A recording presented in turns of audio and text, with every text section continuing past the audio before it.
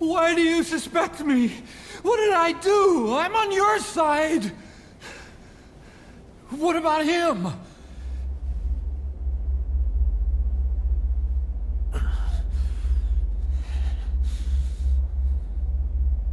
Miller was in contact with Cypher 9 years ago. He was working with them.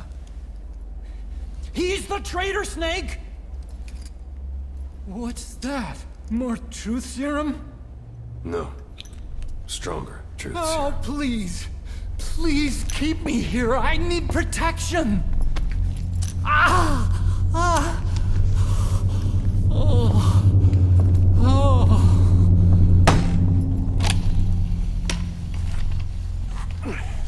Oh. Why? You're the odd one out. Why me? We all lost something. What? Except you.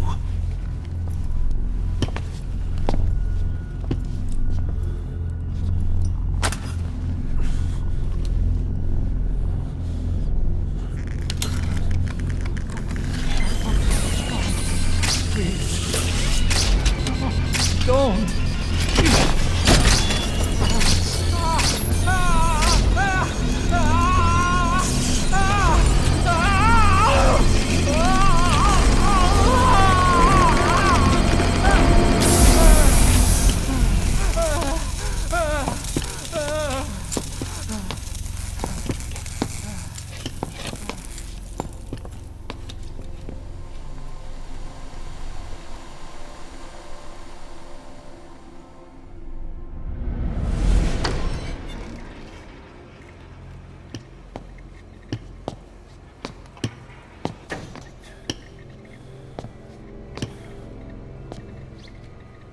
Truth serum isn't working.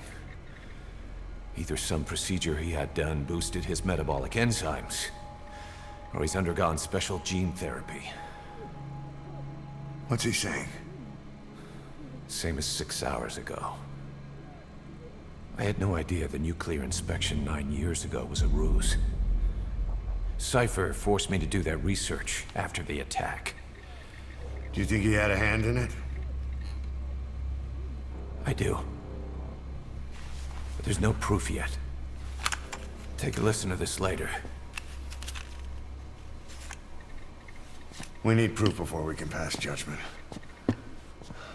Keep an eye on him. And don't tell anyone he's here. We'll have him continue his research in there. It's for his own good. The older guys will want his head. We can't guarantee his safety if we let him out. Boss.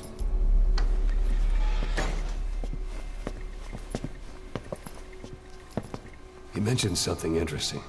The reason why they pulled their plug on the operation in Afghanistan. He said their funding started going to Central Africa instead. Cypher is pursuing new research in Africa. Africa? What research?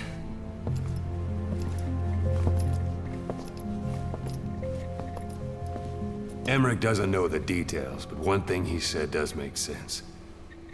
That Sahelanthropus alone isn't enough to cause an RMA. He claims that what they're doing in Africa is the missing piece. A weapon to surpass Metal Gear. Meaning it's not just another nuke.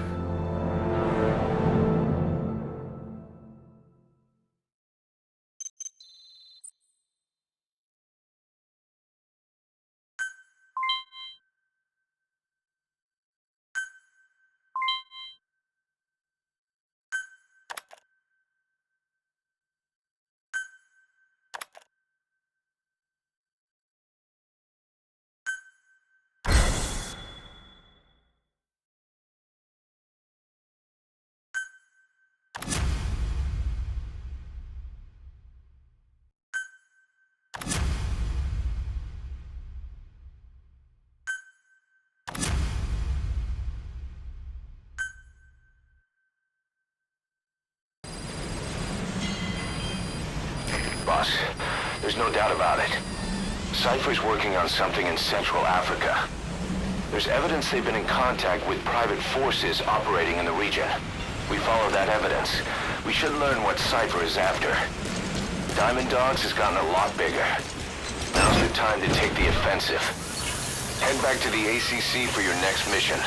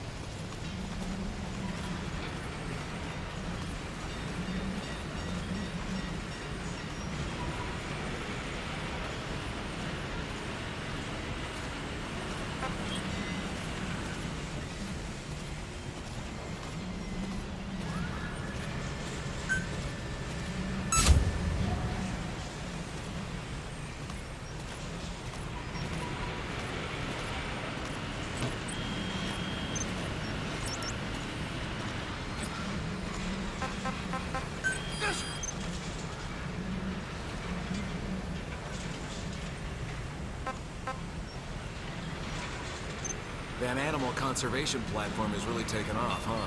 Yeah, it's like a mini-zoo. Some animal protection NGO asked us to get them out, right? So how come we don't hand them over to them? We will, but they just asked us to hold on to them until they're ready to take them in. What the hell? We're mercs, not zookeepers. Well, the NGO was throwing in a little extra for it. If it means a bigger paycheck for you and me, why not? I kind of like having animals around. Something to take the edge off after the fight. I guess. But whoever heard of a merc on dumb duty?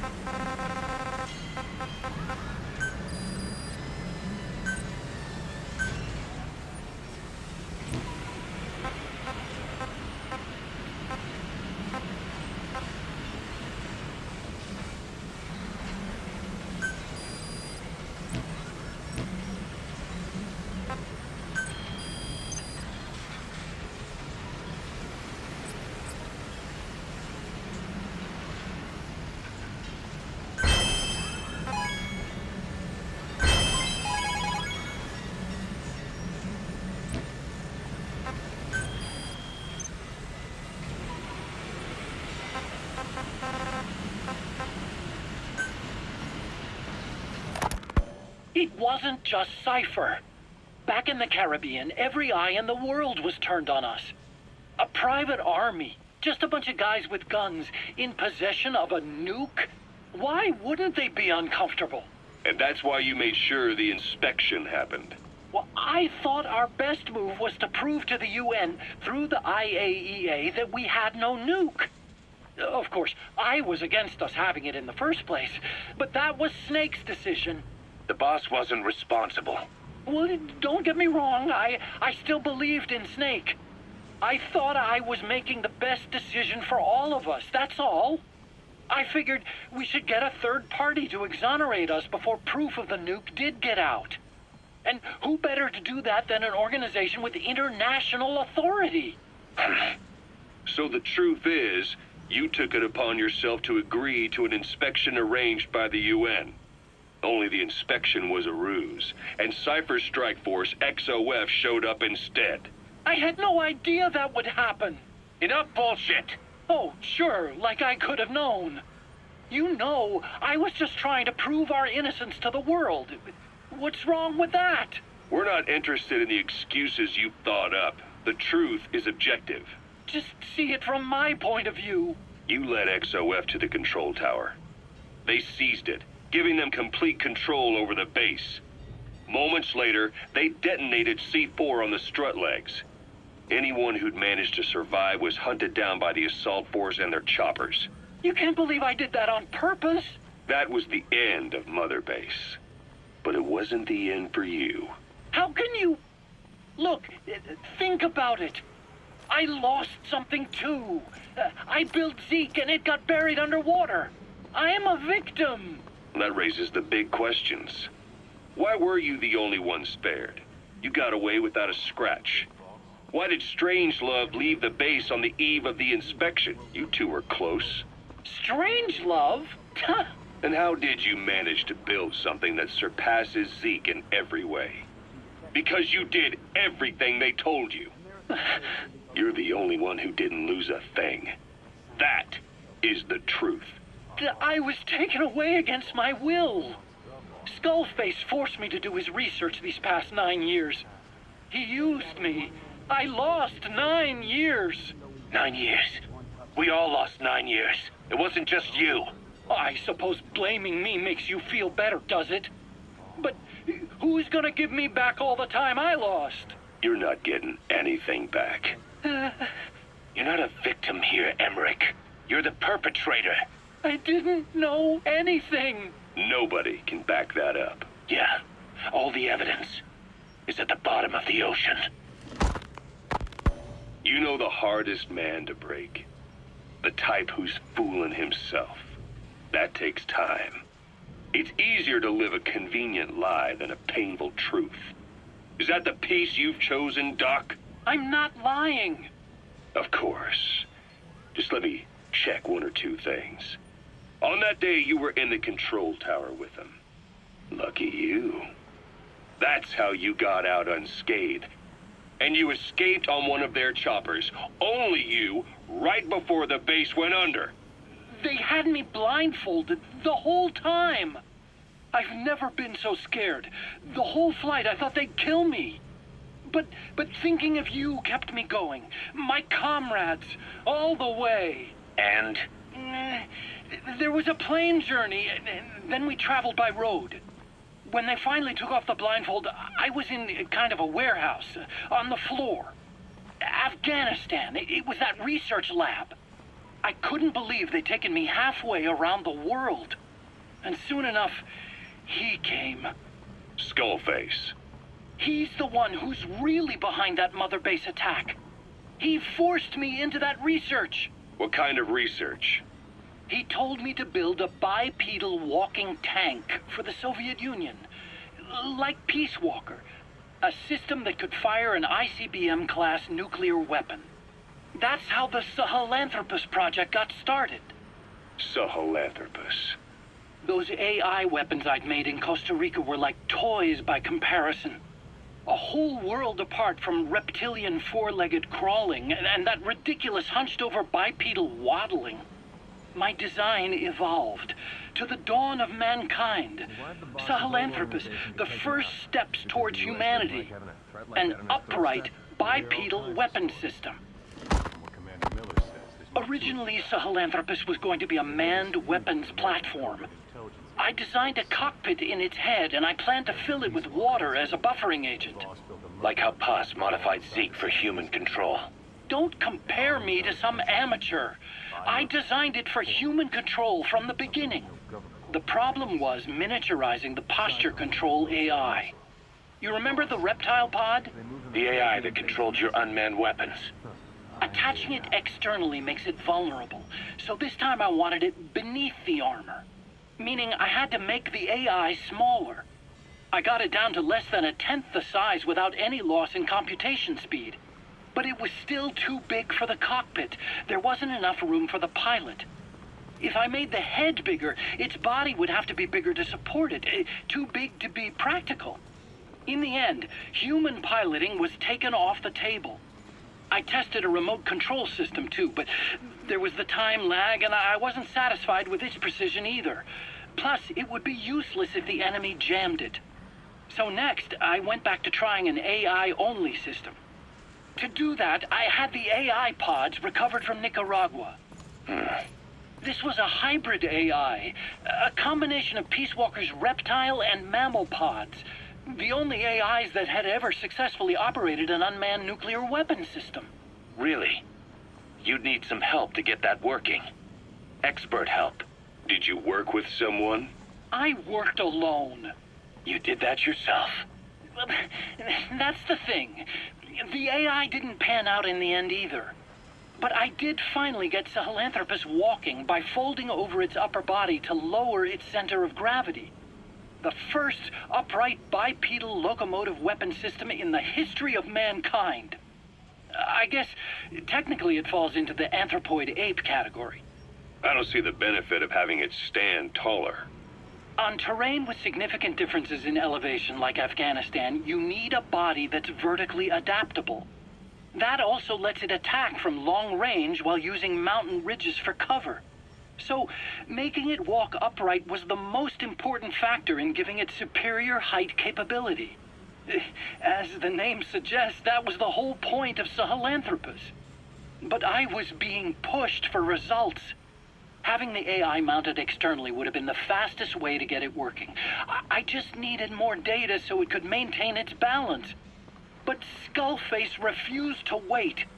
He dismissed the idea of AI control and took Sahelanthropus away from me before I could finish it.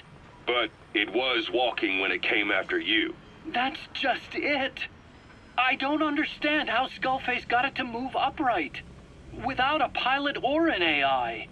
And walking at that speed, too. It's beyond anything I could have imagined. This is like the Wright brothers making it to the moon. I'm just as clueless as you are. So this Sahelanthropus, where is it now? I have no idea. All my experiments took place at that cave. I've never seen it anywhere else. Besides, it's still just an incomplete prototype at this point, and nothing but a paper tiger. Even if it can walk, it's far from being a viable weapons platform. It wouldn't be useful in actual battle. Emmerich will remain here at Mother Base for now, but not as a member of Diamond Dogs. I still don't trust him. That work for you? Fine by me. He can't be allowed any contact with staff either. Yeah.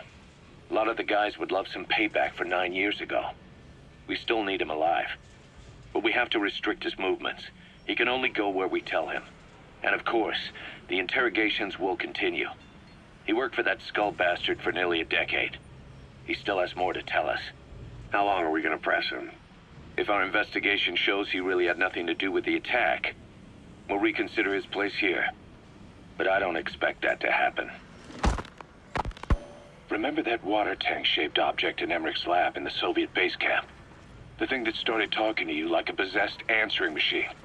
That was a pod built for housing the AI used to control unmanned weapons. You remember, back in '74 in Costa Rica. It was in those machines you fought there. They were designated Pupa, Chrysalis, Cocoon, and Basilisk. and each of them was fitted with an AI unit called a reptile pod.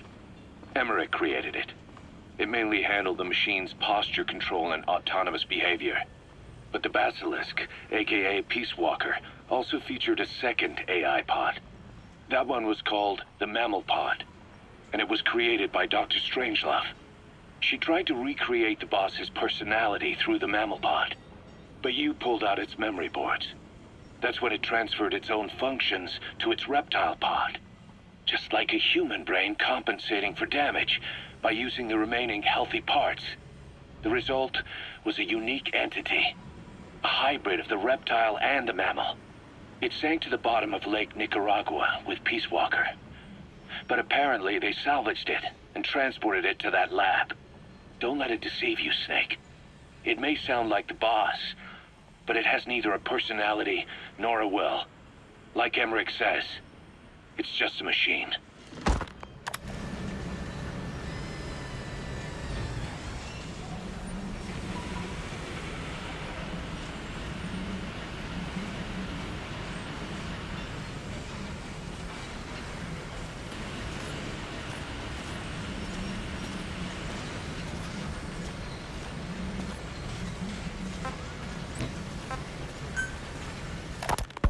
Ever since the attack on your unit 9 years ago, the name Big Boss has become known the world over. What do you mean? Those of your men who survived traveled far and wide. They fought throughout the world. In fact, they're part of the reason we have all these PFs now. Every one of them suffered their own phantom pain from losing you. Talking about you wherever they went helped to heal their wounds. Your actions and words, your legend, has been told on every battlefield they've set foot on. Obviously, as the tales have spread, the truth's been distorted, painted over. Big Boss sacrificed himself to show us the threat that Cypher poses. He sounded a warning, so it goes. A warning? Too much power destroys the hands that hold it. Apparently, you chose to be a living example of that. I never said any of that. The moment any truth is passed on, it starts turning into fiction. The problem is, fiction inspires people more than facts. To the world, you're now the legendary mercenary Big Boss. The lessons you've taught the PFs are the reason they're so widespread. They're the reason they've survived. And you know what they all aspire to? To one day go nuclear, just like you did, and stand up to Cypher. Of all the stupid things you could do. They'll never understand what you really wanted. Heroes are misunderstood. It takes a man of the same caliber to understand what drives them. Bottom line is, these guys want to be like their hero, Big Boss. And deep down, they all have their eyes on nuclear weapons. They say that a nuke is the only means of standing against Cypher. But these days, it's becoming little more than a slogan to rally the troops and survive in a cutthroat business. Currently, there are 3 major PFs who've expanded into Central Africa. CFA, Rogue Coyote, and Zero Risk Security. HEC's investigations have shown there's almost no overlap between their areas of operation. It's not so much a turf war, more like they have a gentleman's agreement. If you do cross paths with them, you probably won't have to face more than one at a time. Still, don't expect a walk in the park. The CFA, Contract Forces of Africa. These guys are a major player. Their head office is in Pretoria, South Africa. That's also where the South African Defense Force is headquartered. We think the two are closely connected.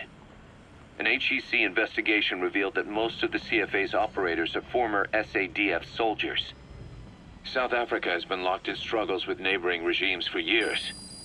That means constant action, and we know better than anyone that's the best kind of training. A company drawing its recruits from hardened military vets. You can bet they know how to handle themselves. Do not underestimate them.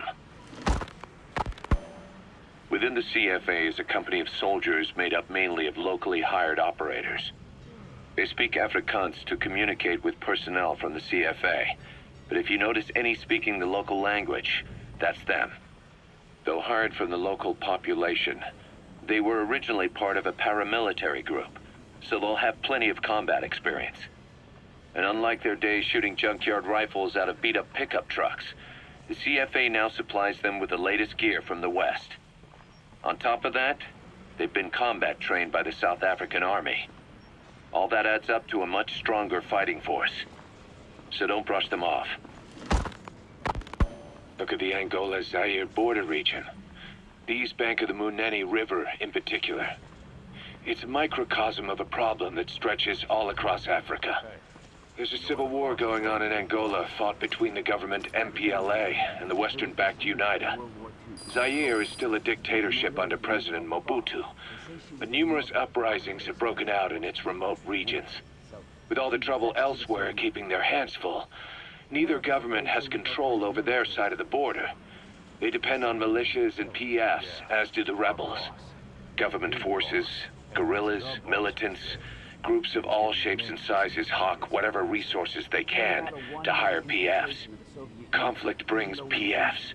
PFs expand the war zone, and more conflicts erupt in a continuous chain reaction. Sounds like our kind of work. Mother Base could grow by leaps and bounds. It really has been through hell.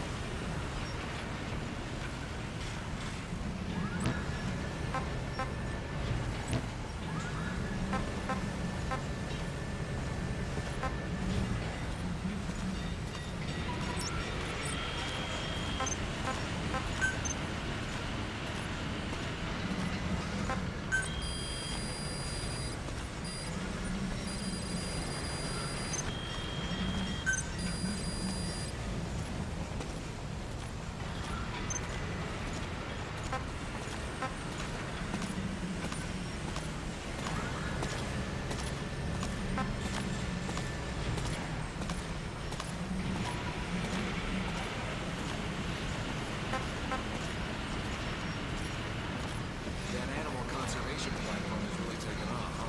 Yeah, it's like a mini-film. Some animal protection NGO asked us to get them out, right? So how come we don't hand them over to them? We will, but they just asked us to hold on to them until they're ready to take them in. What the hell? We're mercs, not zookeepers. The was throwing in a little extra. If it means a bigger paycheck for you and me, why not? I kind of like running animals. Something to take the edge off after the fight. Yes.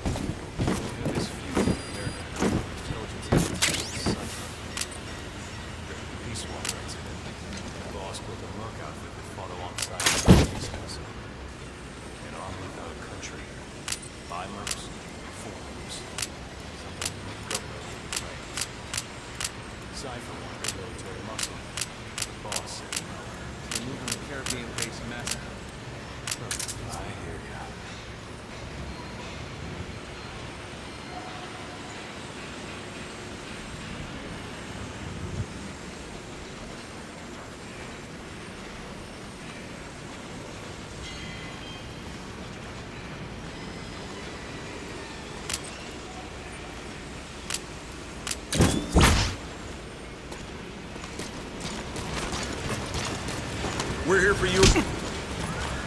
Thank you. Thank you.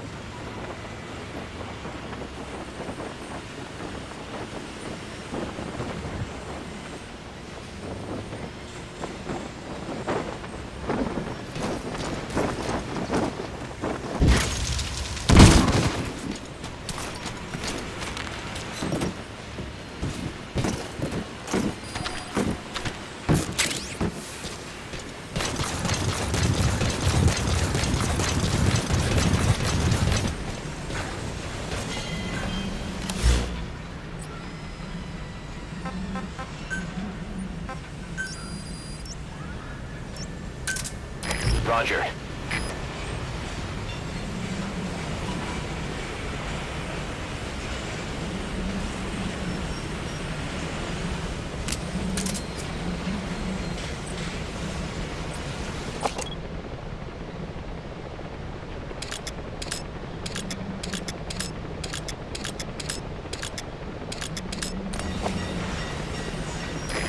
This is B-Quad. Arriving shortly at LZ.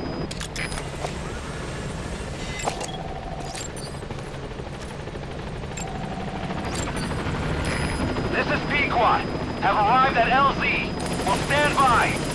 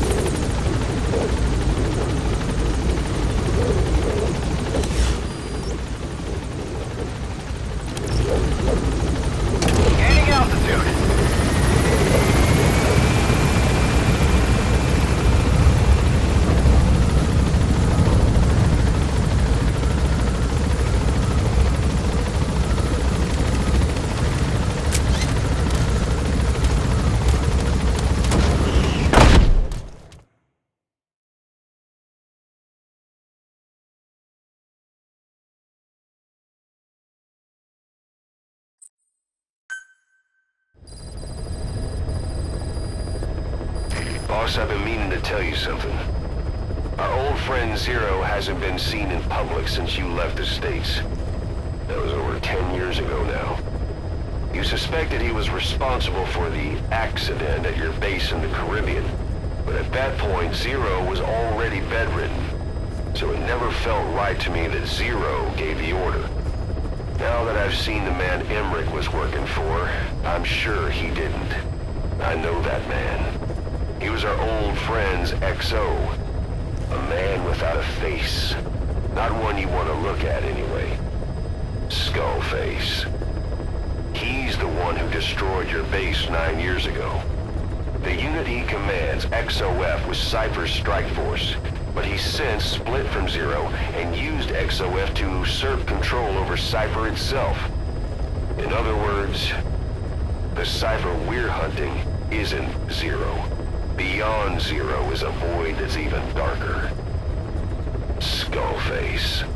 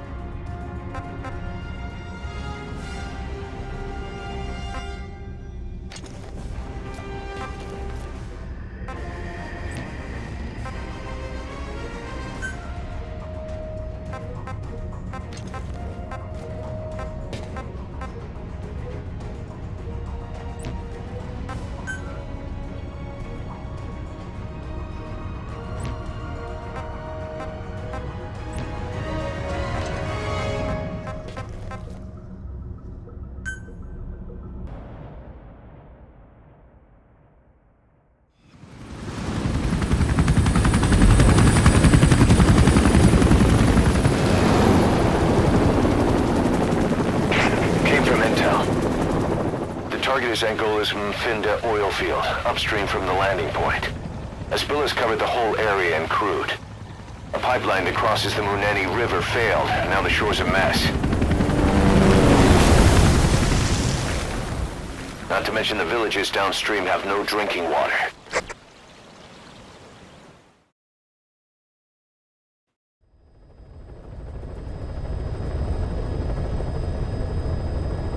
The oil runs to the pipeline from that facility. Taking it out should end the leak. The client this time is an environmental NGO. Destroy the facility. Stop that leak. This may seem like straight-up philanthropy, but there's another reason we agreed to it. The Mfinda oil field was outdated, abandoned. Then the rebel group UNITA moved in, taking it upon themselves to kickstart operations. UNITA's been rapidly modernizing its arsenal. Rumor has it someone's been selling them U.S. military hardware. Intel's analysis suggests the broker's a front company, Cyphers. Keeping tabs on UNITA could tell us who's pulling its strings.